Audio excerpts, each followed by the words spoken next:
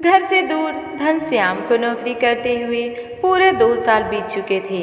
अब 2 सप्ताह की छुट्टी पर वह घर लौट रहा था।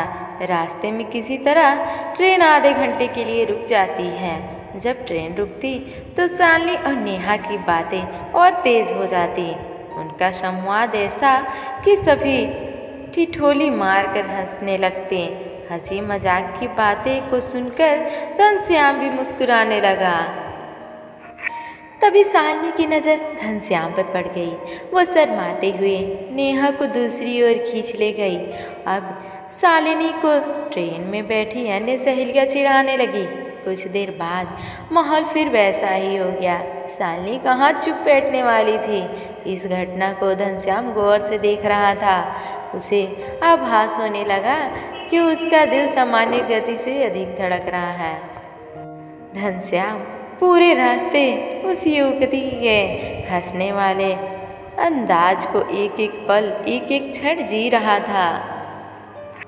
उससे भी ज़्यादा वह शालिनी को नहीं भूल पा रहा था, जो शर्माते हुए नेहा को खींच ले गई।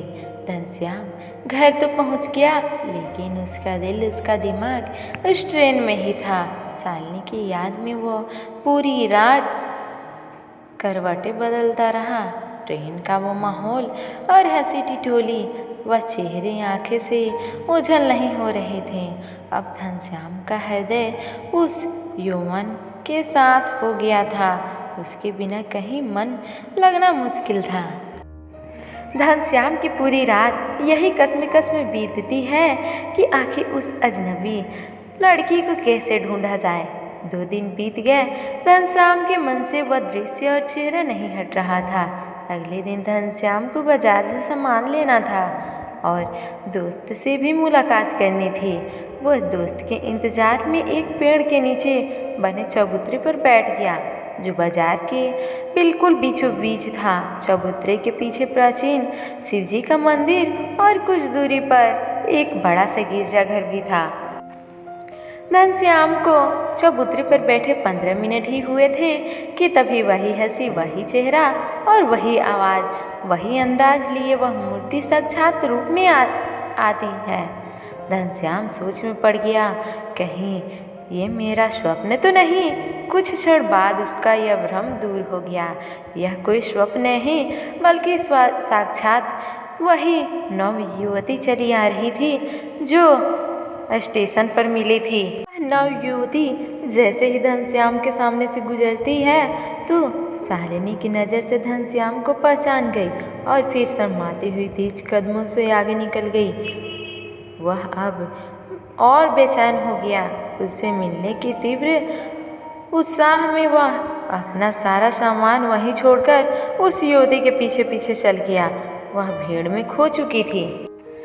घनश्याम की नज़रें उसे चारों तरफ ढूंढने लगती हैं, लेकिन वो युवती फिर एक बार आंखों से ओझल हो गई।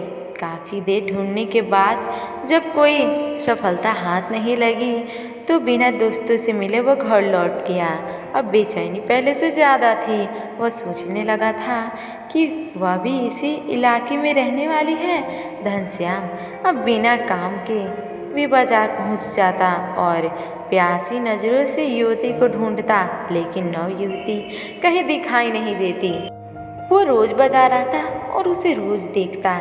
ऐसा करते करते 4-5 दिन बीत गए और उसे वही युवती नज़र नहीं आई। घनश्याम को चिंता सताने लगी कि अब उसकी छुट्टियां भी पूरी हो जाएंगी और वह नव युवती से अब तक नहीं मिल पाया तो उसका मन कैसे लगेगा। आज उसकी माँ को एक शादी में जाना था। आने में रात हो जाएगी, इसलिए माँ ने घनश्याम को अपने साथ शादी में चलने के लिए राजी किया। घनश्याम अनमने ढंग से शादी में जाने के लिए तैयार हो गया। शादी में माँ अपनी सखी सहेली से मिलवाने लगी और घनश्याम उदास मन से चेयर पे बैठा था। एक रस्म को पूरा करने के लिए सभी लोग आंगन में इकट्ठा हुए तो घनश्याम को भी वहाँ जाना पड़ा। सामने कई सारी सखियाँ के साथ हंसी ठिठोली करते फिर वही चेहरा सामने नजर आया।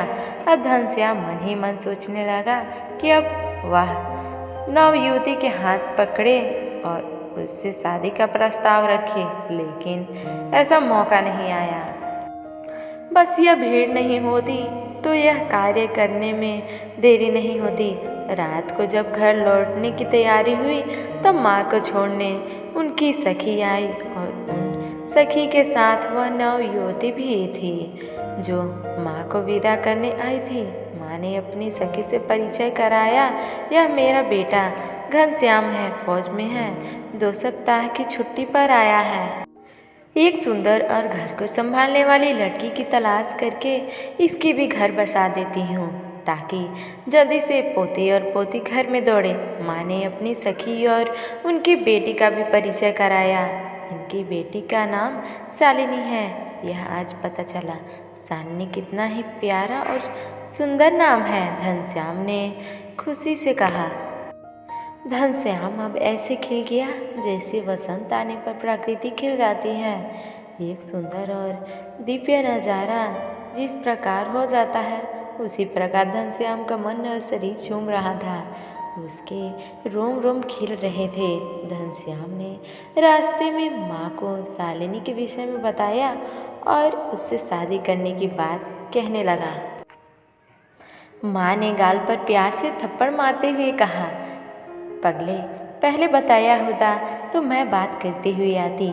कोई बात नहीं, मैं समय देकर बात कर लूँगी। बस अब क्या था, माँ की बात का इंतज़ार। माँ ने बेटे के मन और बेचैन का कारण जान लिया था तो अब माँ से कैसे रहा जाता।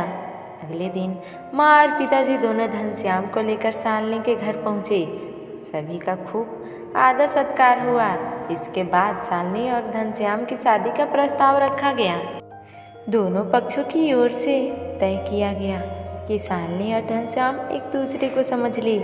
शालिनी भी कई बार नजर आने के बाद घनश्याम को भाव दे चुकी थी और खासकर जब वह शादी में एक दूसरे के सामने आए, दोनों ने अपनी अपनी सहमति दे दी। अब घनश्याम की ट्रेन के संवाद को याद कर मन मुस्कुरा रहा था और सोच रहा था अपनी नई नवेली दुल्हन के सामने सबसे ज़्यादा खिंचाई करने वाली कौन थी, तुम या तुम्हारी सहेली नेहा। अब घनश्याम की छुट्टियां का समय पूरा हो चुका था। वह ड्यूटी पर जाने के लिए तैयारी करने लगा।